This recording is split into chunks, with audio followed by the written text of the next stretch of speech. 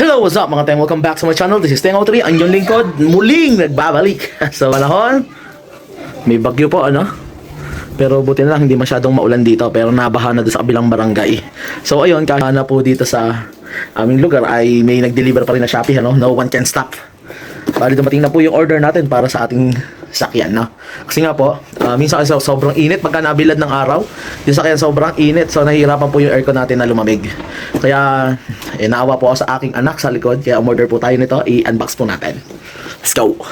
So ayun po yung nabili po natin, no? Open natin. Bali, ano ba tinabili natin? Vehicle fan, double head storm fan series. Ayan. Bali, ito po ay dikabit na lang sa may neck po ng upuan po ng kotse natin, no? Bali, meron po siyang manual. Paano ikabit? Ayun lang. Yung hindi ko nagustuhan dito. Bali, ito naman po yung pinakabitan sa leeg niya. Ano nga ba? Ayan, ito. Ayan, para sa leeg. Ayan. Hihilain lang po dyan. So, ito pa, dito ilalagay electric fan. Pero nalungkot ako kasi walang modes po yung electric fan na nabili natin, no? Basta on-off na lang siya, no? Sa quality, maganda po yung pagkakagawa ng plastic. Ilang blades pa? 1, 2, 3, 4, 5. Meron po siyang 5 blades. Bali yung twin head po yung in-order natin. Tapos on-off or baka mamaya 1 yun. Pag dalawa, 2. Pag tatlo, 3. Testingin natin, no? Tara, pumunta na po tayo sa kotse. At subukan natin kung ano ba ang lagay. Install na po natin. Let's go! Tara tayo sa ating kotse. Buksan natin. Buksan na. Oops. Dahil nagtag-ulan, medyo hindi naman tayo maglinis, mga teng. So, iyon natin, mga teng. Hintayin na muna natin. Yun kasi, yun yung turo sa akin, eh. Huwag agad isisindi. Ayan, pagka okay na. Nakailaw pa. Aircon natin. Dalawa. Init, eh. Init ako, mga teng. So, dahil itong fan na to ay USB, mga teng, USB na po siya. Kasi kung ang bibiling ko pa is yung di-socket ng sa cigarette, may sa charger, tapos yung sa atin pong dashcam, no? Kaya hindi na pwede. Kaya naisip ko, ang bilhin ko na lang ay itong USB type. So tara, balik kinabit ko na po dito. Isushoot lang naman yan, tapos ihihigpit. Ngayon po, saan ba ito ikakabit, mga ting? Dito po sa leeg. Ayan, dito. Dito ko sana siya ikakabit. Kaso nandito yung buhok ni Mrs. Baka mamaya kain yung buhok niya, no? Siyempre dapat alam natin yung mga posibilidad na mangyari. Tsaka madalas kasi medyo nakahiga itong upuan ni Mrs. Pag dyan pa nakalagayan, nakaharang na po yung i-fan.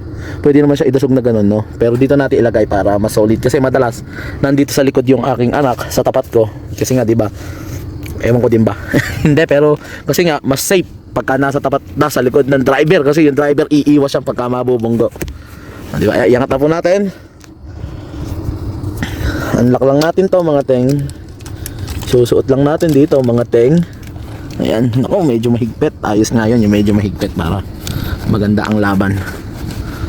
Ayan, kawit lang natin. Tapos i-clip lang uli natin, mga teng. Okay. Ayan, tapos ang gagawin natin is medyo nakaganyan para hindi nakasagabal sa daan, no? Pero mali din ako ng pagkaagawa kasi nakaano to, iikot na lang natin. Hindi pa naman nakahigpit to. Pwede naman natin iikot yan para nakababa yung cord, hindi nakaharang, baka kasi masira. Ayan, para litaw din yung on-off. So ayan, mga teng, nag-on na ako ng flashlight, ano. So tama nga, mga teng. Bali doon ko sinaksak sa isa, hindi nagana doon sa may saksakan na yon. Doon ko pinagana sa may pinaka direkta doon sa may ano, sa may cigarette na socket na yon. Ngayon, kasi nag-aalala ako, mga teng, kung ito ba ay isang mode lang o may 3 mode o 5 mode. Ngayon, tinesting ko. Testingin natin. Ayan. So, ayun, meron po pala siyang number 1. Number 2. Number 3. Ayan, di ba? Nagana siya, mga teng. Ang lakas, mga teng. Kahit andito tayo sa malayo, pwede natin siyang itapat, di ba, mga teng? Malamig na po siya ngayon. Ngayon, ayos na ayos. Yan ay ayos na ayos, mga teng.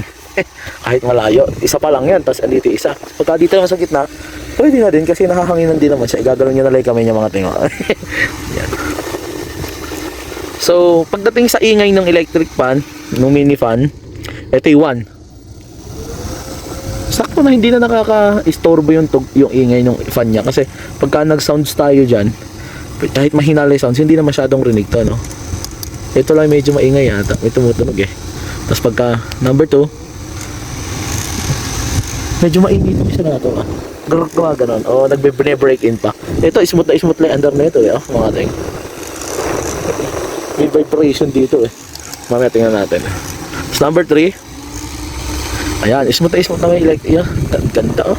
Pagka nagpis mo, iniinit ka oh. Giginawin ka talaga dito. Oh. Ayos na ayos mga ting. So, lagay ko na lang sa comment section yung kung saan ko po ito nabilihan no, sa murang halaga. Nasaktuhan ko nag-sale eh. Kaya ngayon hindi naiinitan ng aking anak.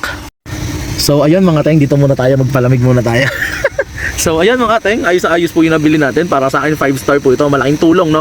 Kasi lalo na pagka yung maaraw dito mga teng, yung sobrang trik ang araw dito, sobrang init kasi dito.